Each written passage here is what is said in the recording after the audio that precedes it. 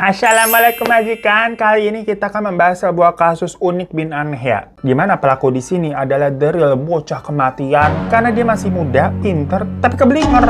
Dia tuh suka melakukan percobaan dari eksperimen. Ya emang sih namanya anak kecil kan suka mengeksplor berbagai hal ya bun ya. Makanya berani kotor itu baik. Tapi masalahnya yang dijadikan bahan eksperimen atau kelinci percobaannya itu adalah orang-orang di sekitarnya. Hasilnya bukannya berhasil, malah pada keracunan bahkan sampai meninggal. Apa kabar dunia? Nah, anak yang suka eksperimen ini tuh namanya Graham Frederick Young yang lahir pada 7 September 1947 di London dari pasangan Fred dan Molly. Graham sendiri punya satu kakak perempuan tapi beda usianya 6 tahunan bernama Winifred. Tapi sedihnya, baru beberapa bulan setelah Graham ini lahir, ibunya Molly itu meninggal karena penyakit tuberkulosis. Yang dengan terpaksa ayahnya Fred ini menitipkan anak mereka nih Graham sama Winifred ke kerabat terdekat. Karena ya Fred ini kan bekerja dan nggak bisa ngawasin 24 jam, harus ditinggal-tinggal terus. Makanya si Winifred ini kakaknya dititip ke orang tuanya Fred atau ya berarti kakek neneknya Winifred ya.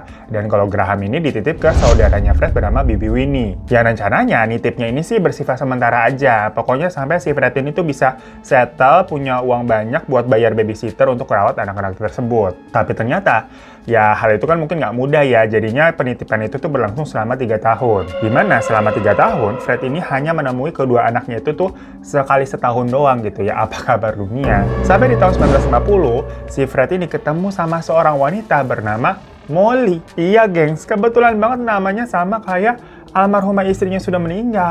Bisa begitu ya, sama-sama Molly. Dan singkat cerita, mereka pun menikah. Nah setelah ini kalau kita sebut Molly berarti ini adalah istri barunya Fred ya, bukan yang telah meninggal tuh. Habis gimana namanya sama.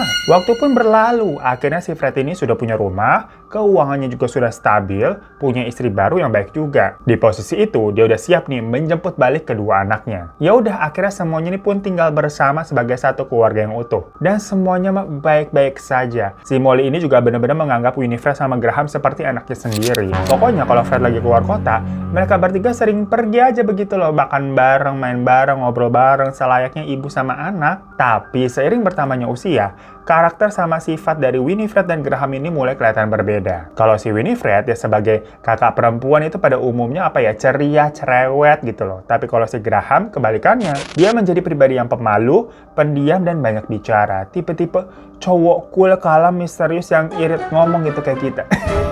Graham juga orangnya nggak terlalu suka bergaul. Dia lebih senang tinggal di rumah dan membaca buku-buku. Tapi disinilah masalahnya. Karena dari usia 10 tahun, dia itu suka bacaan yang bisa dibilang apa ya, nggak kayak buat anak 10 tahun, terlalu dark. Dia nih suka banget cerita-cerita konspirasi tentang Adolf Hitler sama partai-partai Nazi, gengs. Terus dia juga suka cerita-cerita tentang kasus kriminal yang berat, terutama tentang serial killer. Saking sukanya dengan hal-hal tersebut, Graham ini sampai punya catatan khusus tuh mengenai kasus-kasus yang udah dia baca dan membuat dia tertarik. Dimana yang paling menarik perhatiannya adalah kasus-kasus pembunuhan menggunakan racun.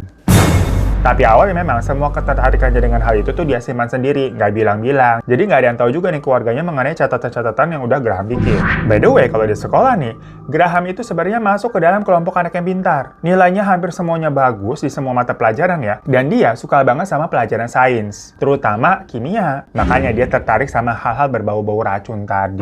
Dari pelajaran kimia itu, Graham jadi tahu tuh kalau ada zat-zat yang misalkan kalau dicampurkan satu sama lain ini menghasilkan sebuah kandungan zat baru. Dan kegemarannya ini difasilitasi sama ayahnya, di mana si Graham dibeliin tuh seperangkat alat kimia dasar yang buat emang anak-anak ya sebagai hadiah Natal. Karena pasti ayahnya itu kan melihat anaknya ini tertarik pada dunia sains kan bagus ya. Image-nya mah positif, makanya disupport. Namun masalahnya si Graham ini tuh diam-diam suka ngambilin barang-barang lain milik ibunya, semacam kayak kosmetik ya, bedak, cat kuku, aseton gitu-gitu untuk diteliti isi kandungannya. Curiga dia mau bikin perusahaan skincare kali ya buat money laundry. Ya di sini sebenarnya masih bisa dimengerti kalau barang-barang tersebut Graham ambil nih untuk sekedar memuaskan rasa penasaran tentang kandungan-kandungan dari berbagai produk. Ini pasti tipe-tipe orang yang kalau lagi pup gitu kan merhatiin tuh ingredients di botol sabun sama botol sampo, dibacain satu-satu. Singkat cerita, waktu dia SMP, kebetulan perpustakaan di sekolahnya ini punya buku-buku yang bisa dia bilang lengkap, bagus, dan beragam. Pokoknya untuk sebuah perpustakaan sekolah, cakep lah. Termasuk di sana juga ada buku-buku kimia yang langka. Dan semua buku kimia yang ada di sana, ya Graham bacain semuanya tuh satu-satu, karena dia senang banget menemukan perpustakaan yang selengkap itu. Dia pokoknya paling tertarik sama yang namanya toksikologi kimia, cabang ilmu kimia yang memang mempelajari zat kimia beracun. Setelahnya, dia juga sampai tuh mempelajari buku-buku tentang dasar-dasar ilmu kedokteran dan studi obat-obatan untuk mengetahui bagaimana zat kimia bereaksi di tubuh manusia. Berat banget bacaannya ya. Ini kayaknya waktu SMP kita dulu bacanya apa sih? Majalah Aku Anak Soleh atau majalah Pulsa, liatin model HP terbaru gitu, ngimpi pengen punya model HP bagus ya. Atau yang paling berat apa? Novel Harry Potter tuh yang tebal banget. Ya Allah, tua banget ternyata. Sampai suatu hari yang tadinya si Graham ini coba baca-baca aja, dia mulai kepikiran tuh, apa dipraktikin sekalian aja kali ya? Jadilah dia sempat datang ke sebuah toko bahan kimia untuk membeli beberapa jenis barang-barang. Tapi penjaga tokonya bilang, kamu masih bocil, buat apa beli bahan-bahan ini? Cuma dengan meyakinkan si Graham nih bilang, Pak, saya mukanya doang aja yang baby face gitu, tapi sebenarnya mah saya udah 17 tahun. Kalau saya masih anak kecil, mana ngerti saya mau beli bahan-bahan ini? Ya karena memang terlalu berat bahan-bahan tersebut ya. Dan ajaibnya si penjaga tokonya percaya, gengs. Akhirnya udah Graham bisa membeli 3 bahan sekaligus, yaitu digitalis, arsenik, sama antimon namanya. Ya pokoknya itu bahan-bahan zat kimia lah. Dan setelah dia punya itu, tiba-tiba nih orang-orang di sekitarnya pada sakit berbarengan, pada kena diare semua. Pokoknya dari keluarga sampai beberapa teman di sekolahnya sama tuh, pada mencet-mencet. Awalnya semuanya pada mikir mungkin mereka ini semacam lagi kena virus entah dari mana kali ya, lagi musim. Tapi kakaknya Winifred nih, belum lama sembuh dari diarenya, tahu-tahu dia jatuh sakit lagi dengan keadaan yang lebih parah, di mana dia mengalami muntaber, rambutnya rontok, berat badannya berkurang drastis, sampai nggak bisa nelan makanan, terus berhalusinasi juga. Maka dari itu si Winifred langsung dilarikan ke rumah sakit untuk melakukan serangkaian cek lab, dan hasilnya ada jejak kandungan belladonna dalam tubuhnya yang sangat tinggi. Jadi belladonna itu adalah tanaman dengan buah hitam mirip buah beri yang memang beracun. Masalahnya kayaknya nggak mungkin ada orang yang sengaja memakan buah tersebut yang jelas-jelas beracun ya. Ya kalaupun nggak tahu, iseng gitu kan, tiba-tiba nemu di jalan misalkan langsung mentelan baik, seberapa banyak sih yang bakalan dia makan? Palingnya memang efeknya diare gitu. Tapi kan nggak sampai mutaber terus rambutnya rontok dan berhalusinasi bahkan pingsan. Itu mah udah kacau banget. Makanya dengan adanya tinggi kadar belladonna di tubuhnya Winifred, petugas medis yakin kalau zat belladonna ini kayaknya memang sengaja ditaruh mungkin di makanan atau minuman. Makanya petugas medisnya tuh ngasih tahu, ini kamu jelas keracunan makanan. Coba ingat-ingat lagi deh, apa aja yang kamu makan dan minum sebelum kamu merasakan semua gejala ini. Pasti Winifred pikir-pikir lagi, apa ya? Perasaan aku tuh cuma nyicip teh yang dibuatin sama adekku aja gitu. Itu pun juga cuma dikit karena abis itu aku lepeh. Abis rasanya pahit banget. Apa jangan-jangan tehnya udah expired ya? Pokoknya Winifred ini sebenarnya sama sekali nggak curiga dengan adiknya itu. Dia lebih kayak nginget-nginget lagi apa aja sebenarnya yang telah masuk ke tubuhnya. Tapi mendengar hal itu, ayahnya si Fred nih langsung punya feeling, dimana pas sampai rumah dia langsung ngomelin si Graham. Karena mungkin tahu ya, anaknya kan suka bereksperimen dengan zat-zat kimia. Dibilang kayak, kamu mau ngeracunin kakak kamu. Tapi si Graham kayak sok-sokan nggak tahu. Akhirnya digeledah tuh kamarnya si Graham untuk mencari buah dari tanaman belladonna yang disebutkan sama petugas medis. Tapi ya nggak ketemu ada buah apa-apaan. Karena ternyata kandungan zat beracunnya itu memang bukan dari buah, melainkan dari cairan kimia yang udah dia campur-campur. Ya tapi kan pada saat itu si Fred gak paham ya, dia mah fokusnya kan nyari buah, tapi ternyata gak ada buah. Nah merasa aman nih gak ketahuan, si Graham mencoba lagi yang kali ini menjadikan ibu tirinya sebagai kelinci percobaan berikutnya. Bener-bener dijadiin bahan eksperimen, gengs. Jadi dia memang sengaja ngeracunin ibu tirinya itu dengan cara bertahap ya, sedikit demi sedikit yang tiap hari dosisnya tuh ditaker. Yang tujuannya buat dilihat nih perkembangannya, dicatat reaksi apa aja yang muncul dari hari ke hari. Jadi misalnya hari pertama dikasih 1 dosis, reaksinya muncul 1 jam kemudian. Terus efeknya mah cuma pusing-pusing doang nih. Hari kedua ditambahin dosisnya, reaksinya muncul lebih cepat. Efeknya udah pusing, mual lagi. Hari ketiga, tambahin lagi dosisnya. Reaksinya makin cepat lagi dan efeknya udah mual, muntah, pusing, pingsan begitu. Dan seterusnya dan seterusnya. Tapi penelitian Graham ke ibunya ini sempat stuck karena si ibu ternyata sempat semacam resisten, alias antibodinya ini semacam kayak bekerja ya, beradaptasi dengan zat yang udah diberikan tiap hari. Karena kan yang namanya tubuh itu kan sebenarnya pintar ya guys ya. Jadi efeknya terlihat kayak nggak ada peningkatan di hari-hari selanjutnya. Karena itu Graham bete perkara kagak ada progres. Makanya dia mengganti eksperimennya pakai zat yang lebih berbahaya lagi. Nah kebetulan di waktu-waktu itu ibunya ini juga mengalami kecelakaan mobil, tapi selamat gengs, cuma cedera aja. Tapi pas dia lagi istirahat dirawat di rumah, obat-obatan untuk pemulihannya itu tuh dicampur sama eksperimen-eksperimennya si Graham. Ya sebenarnya si Molly udah sempet kayak komen kok obatnya ini kayak malah makin bikin dia tambah lemes dan pusing ya. Cuma ya memang dikirain efek obatnya aja. Sampai akhirnya Molly pun tumbang. Tentunya Fred sebagai suami langsung buru-buru manggil ambulans untuk membawa Molly ke rumah sakit. Tapi nggak lama setelah tiba di rumah sakit, Molly dinyatakan meninggal. Para dokter menyimpulkan bahwa penyebab kematian dari Molly ini adalah karena cedera punggung akibat kecelakaan mobil kemarin. Ya namanya dokter mungkin juga manusia, ya bisa salah gitu. Apalagi karena mereka cuma ngelihat dari riwayat kecelakaan yang dialami sama Molly, tanpa ngecek kondisi di dalam tubuhnya tuh ada zat-zat aneh atau enggak. Setelahnya, si Graham ini menyarankan supaya jasad ibu tirinya itu dikremasi aja. Yang alasannya jelas ya, untuk menghilangkan jejak racun di tubuh si ibu. Nggak paham juga lagi-lagi, akhirnya ayahnya setuju. Mungkin lagi kalau atau gimana pada saat itu. Hari kremasi pun tiba. Dan selayaknya acara pemakaman gitu ya, keluarga menyediakan jamuan ringan lah untuk menghormati dan berterima kasih kepada para kerabat. Orang-orang udah pada datang tuh nyempetin waktu. Tapi gilanya di acara duka seperti itu, si Graham ini masih sempat-sempatnya mencampurkan eksperimennya ke saus yang lagi dihidangkan. Bener-bener bocil kematian. Efeknya orang-orang pulang dari situ tuh pada sakit perut. Tapi nggak ada yang curiga pada kejadian ini, karena kan mereka pulang ke rumah masing-masing dan nggak saling berkabar ya. Jadi satu sama lain pada nggak tahu kalau semuanya sakit perut. Ditambah efeknya memang cuma mulus-mulus biasa aja, jadi nggak sebegitu overthinkingnya. Setelah orang-orang yang kena racun ini lambat laun udah mulai sembuh, si Fred ini kondisinya malah semakin buruk. Makanya dia memutuskan untuk pergi ke rumah sakit. Dan sama seperti anaknya Winifred dulu, Fred ini melakukan cek lab lengkap, dan hasilnya dibilang katanya ada antimon dengan kadar yang tinggi di tubuhnya Fred. Dimana kalau ditambah 1 atau 2 dosis lagi tuh kadar antimonnya, si Fred ini bisa meninggal. Ya sebagai ayah, dia langsung kepikiran kalau ini pasti kelakuannya si Graham. Karena dia tahu anaknya kan suka bereksperimen dengan zat-zat kimia, dan zat antimon itu dari mana lagi kalau bukan dari hasil eksperimen anaknya. Tapi tidak seperti dulu, Fred ini nggak langsung nyecer si Graham. Kali ini Fred ngedatangin Bibi Winnie dulu yang waktu itu dititipin untuk ngurus Graham ya. Dimana si Fred ini mau minta masukan, caranya menghadapi dan nasehatin anak setan modelan si Graham ini bagaimana sih? Yang setelah dipikir-pikir di flashback ke belakang, Fred ini jadi kepikiran,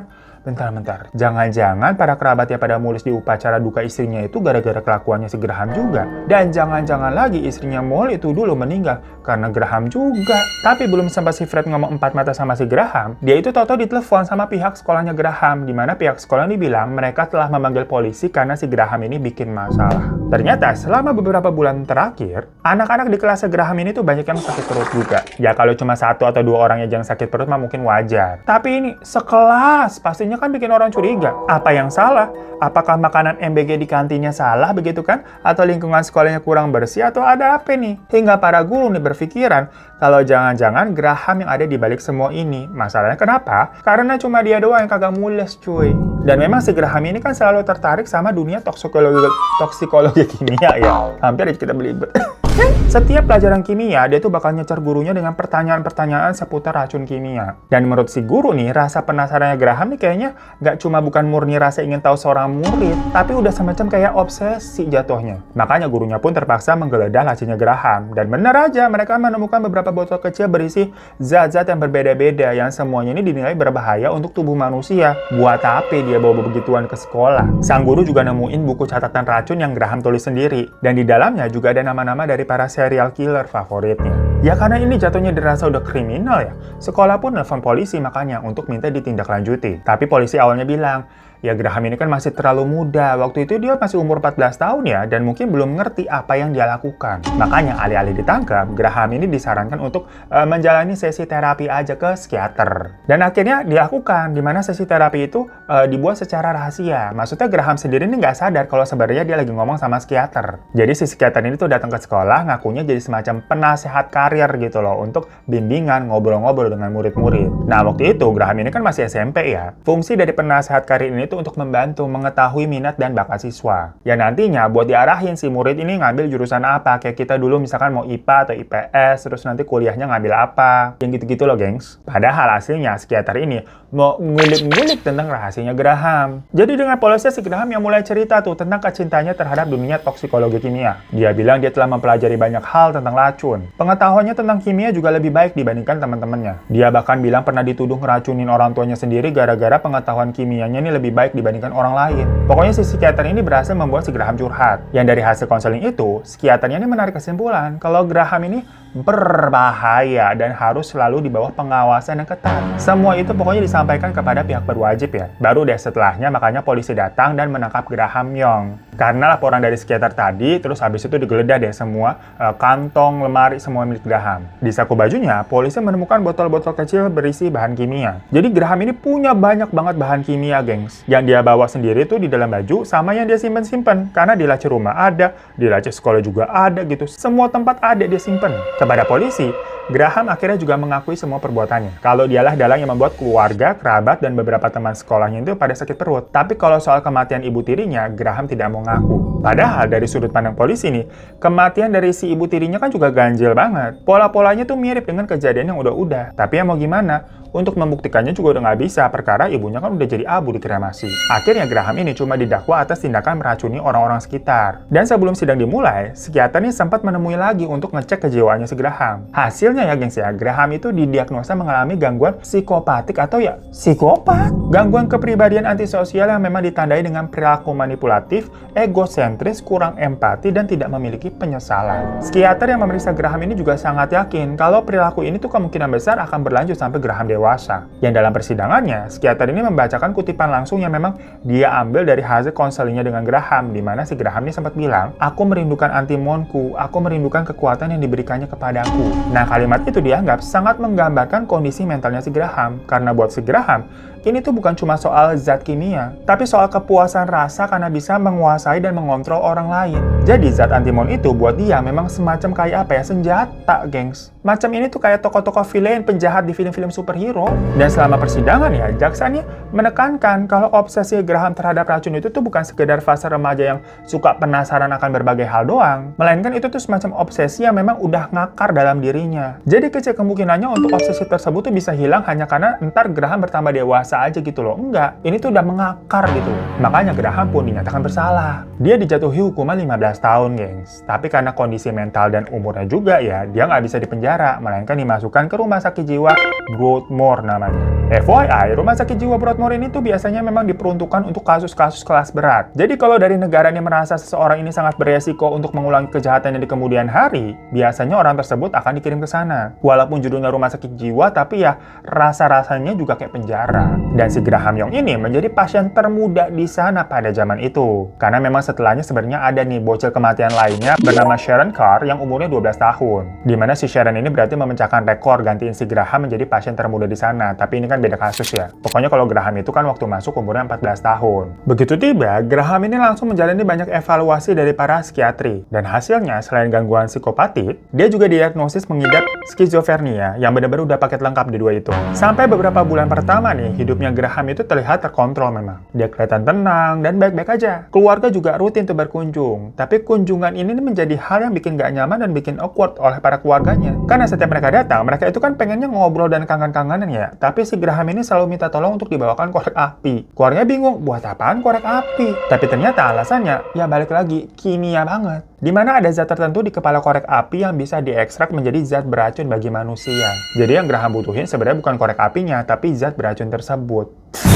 Dasar anak setan. Ya keluarga pun jadi merasa nggak nyaman ya ketika menjenguk si Graham karena datang-datang langsung ditodong, mana korek apinya? Dan karena mereka selalu datang yang nggak bawa korek api, Graham ini selalu nggak tertarik untuk ngobrol. Ya bisa kalau diturutin takut lah ntar terjadi sesuatu di rumah sakit. Karena memang ya setelah Graham ditahan di rumah sakit tersebut, selalu ada aja nih kasus-kasus pasien yang mengalami keracunan ringan.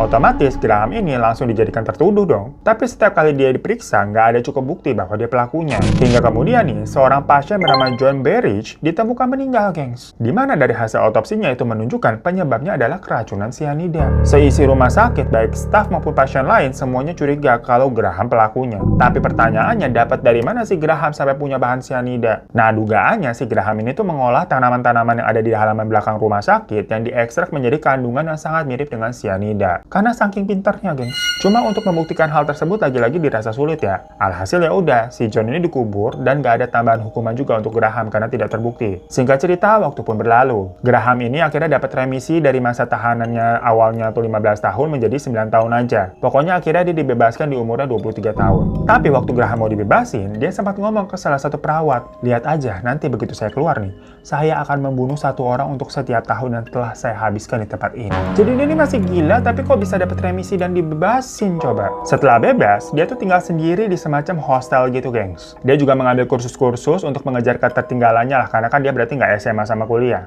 Namun ternyata, ya dia tetap masih terobsesi sama yang namanya eksperimen racun. Jadi Graham yang udah gede nih sekarang nih, datang lagi tuh ke toko kimia untuk ngebeli antimon sama talium namanya. Tapi penjaga tokonya bilang, "Oh nggak bisa, kalau beli barang beginian tuh harus ada surat dari otoritas resmi." Jadi kali itu nggak bisanya bukan karena Graham nggak cukup umur ya, melainkan memang harus ada surat resmi. Dapat jawaban seperti itu, si Graham ya pulang dengan tangan kosong, tapi dia nggak nyerah. Dia justru mempersiapkan segalanya dengan lebih matang. Di mana dia bikin surat palsu yang ada kop surat universitas, terus ada nama profesornya, pokoknya berbagai surat resmi untuk pembelian bahan kimia yang ditunjukkan buat eksperimen kampus. Pas dikasih ke penjaga toko, ya udah dengan gampangnya penjaganya percaya dan berhasil dia segera membeli bahan-bahan yang dia inginkan. Setelah itu bener aja, orang-orang di sekitarnya mulai banyak yang tumbang. Mulai dari tetangga di kamar kos hostelnya itu, sampai teman-temannya Graham di tempat kursus pada tumbang semua. Pokoknya di mana ada Graham, di situ ada yang tumbang. Long story short, dia mulai cari-cari kerja tuh untuk bertahan hidup kan, bayar ini itu. Akhirnya dia ngelamar di sebuah laboratorium. Dan keterima jadi staff admin, gengs. Tugasnya mah sederhana, angkat telepon, catat laporan, dan bikin teh untuk para orang-orang yang kerja di sana. Bentar.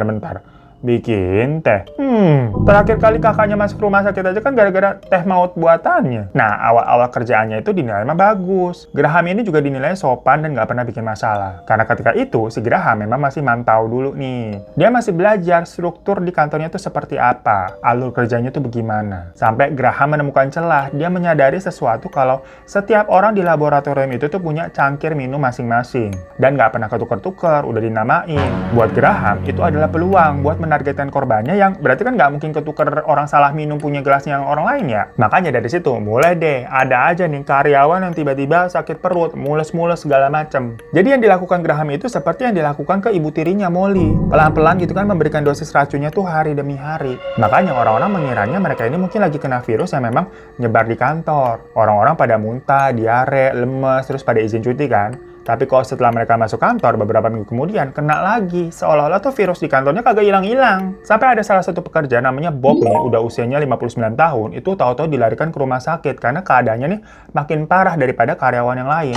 Graham juga sempat tuh beberapa kali nelpon ke rumah sakit untuk menanyakan kondisinya Bob. Sepintas ini terlihat kayak rekan kerja yang peduli. Tapi bisa dipastikan tujuannya itu dia cuma mau memantau hasil dari perbuatannya ini berhasil atau enggak. Dan akhirnya Bob meninggal. Tapi yang lebih gilanya, pas Bob masih ada di rumah sakit, Graham ini juga mulai meracuni karyawan yang lain secara bertahap. Target selanjutnya tuh ada orang namanya Ron. Yang ujung-ujungnya si Ron ini meninggal juga. FYI aja nih, orang-orang yang ditargetnya sama si Graham ini bukan karena si orang ini jahat ataupun si Graham punya dendam ya. Justru orang-orang itu tuh rata-rata yang sering berinteraksi dengan Graham. Jadi kayak biar nggak punya kecurigaan. Ngasal banget memang ini perbuatannya definisi gila. Yang mulai dari ibu tirinya juga kan, kakaknya segala macam kan emang punya jahat apa ke Graham. Nah setelah Bob sama Ron itu udah meninggal, satu persatu orang-orang di kantor itu tuh keadaannya makin parah dan tiap beberapa bulan ada aja yang sampai meninggal juga. Total pokoknya 4 orang yang setelah kepergian Rob sama Ron ya. Makanya abis sudah banyak korban begini, manajemen laboratorium baru pada mikir, kayaknya ini ada yang nggak beres ya.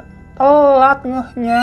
Mereka mulai menginvestigasi tuh. Ditanyain karyawannya satu-satu, pernah mules nggak? Ingat nggak waktu mules kamu sebelumnya tuh makan apa? Orang di rumah juga ada yang ketularan mules-mules nggak? Dan hampir semua karyawan itu yang memang pernah mules mengatakan hal yang sama. Mereka ini mules-mules setelah minum teh dari buatan si Graham.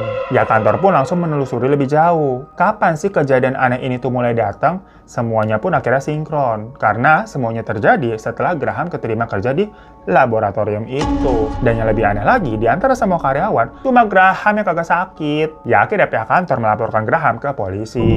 Yang pas polisi ngecek database dari catatan riwayat si Graham, ya ternyata ini emang orang pernah ada kasus hal yang sama pula, yaitu ngeracunin orang. Ya udah fix ini mah. Graham pun segera ditangkap dan polisi juga melakukan penggeledahan di tempat tinggalnya Graham. Di kamarnya polisi menemukan banyak botol-botol dengan isi bahan kimia beracun yang diperkirakan jumlahnya cukup untuk membahayakan ratusan orang. Dan selain itu juga ada buku catatan. Catatan itu tuh rapih, terstruktur, gengs. Dimana setiap orang yang pernah dia racuni dia catat dengan inisial, terus dosisnya berapa, reaksi tubuhnya seperti apa. Semua semuanya lengkap. Ada juga tambahan catatan, ini tuh enaknya dibiarin atau dilanjutkan ya. Bener-bener kayak dia ini lagi melakukan eksperimen, tapi bukan ke kelinci, ke manusia, guys. Dipantau itu efeknya kayak gimana segala macem. Nah, ketika proses interogasi berjalan, si Graham gak berbelit-belit. Dia langsung mengakui semua perbuatannya, lengkap dan detail. Kepada polisi, Graham ini menjelaskan pengetahuannya soal bahan-bahan yang dia pakai. Gimana juga caranya dia menentukan dosis untuk memunculkan gejala tertentu dan hasilnya seperti apa. Yang menurutnya, semua yang dilakukannya itu tuh bukan kejahatan, melainkan eksperimen ilmiah, cenah.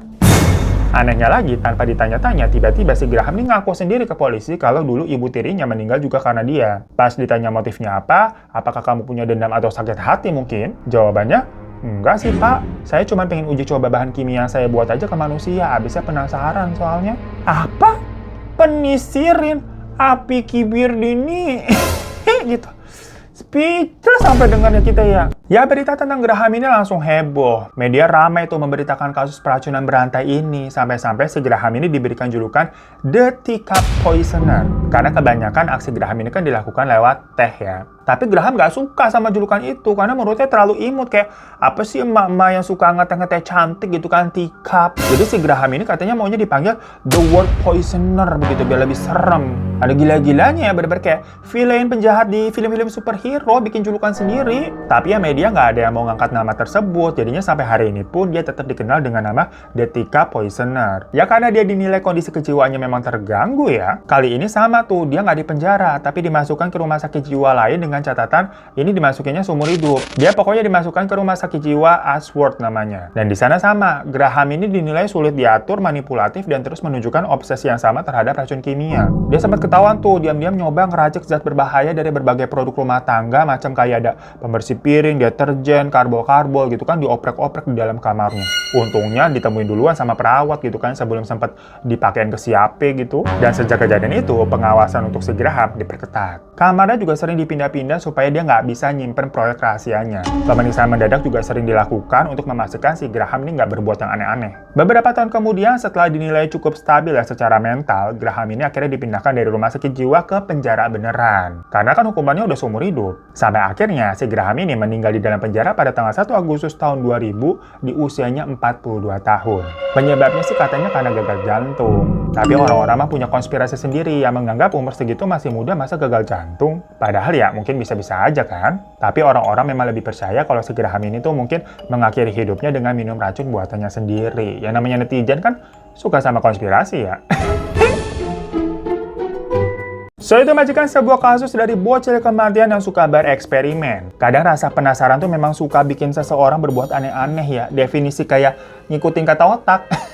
Karena menurut psikiater, si Graham ini kan melakukan perbuatannya itu bukan karena apa ya, punya kesenangan, punya adrenalin melihat orang meninggal macam kayak serial killer gitu, bukan. Tapi pure dia merasa senang dengan eksperimen dan melihat reaksi dan gejala-gejala yang ditimbulkan oleh zat-zat yang lagi dia teliti. Makanya dimasukinnya ke rumah sakit jiwa. Ya ini sih sebenarnya dia pintar, tapi keblenger ya makanya ya. Ya mungkin kalau dia ditempatkan di bidang yang memang cocok atau sesuai dengan bakatnya itu, bisa jadi tepat dan hebat kali ya. Cuma nggak tahu juga deh bidang apaan yang meneliti racun pada tubuh manusia. Takutnya ntar malah direkrut buat menjadi apa ya, pembuat senjata massal perang dunia begitu lewat racun. Lah malah jadi tambah serem ya. Tapi ternyata dari kasus ini juga kita jadi tahu ya, berani kotor itu nggak tentu baik sepenuhnya. Kadang eksperimen anak-anak tuh harus diawasin juga. Apalagi kalau biasanya ini ada anak-anak yang berisik gitu, tahu-tahu diem banget, tenang begitu. Nah harus curiga tuh, eksperimen apa yang lagi mereka lakukan. Biasanya bikin berantakan ruangan tuh ya. Ya udah, terima kasih majikannya udah pada nontonin ya. Mohon maaf kalau ada salah-salah kata. Buat yang pada belum subscribe gitu kan, atau baru nonton menyukai hal-hal misleading seperti ini, boleh klik tombol subscribe di bawah. Minta tolong juga untuk klik tombol like-nya. Dan sampai jumpa lagi di video-video selanjutnya. Assalamualaikum warahmatullahi wabarakatuh.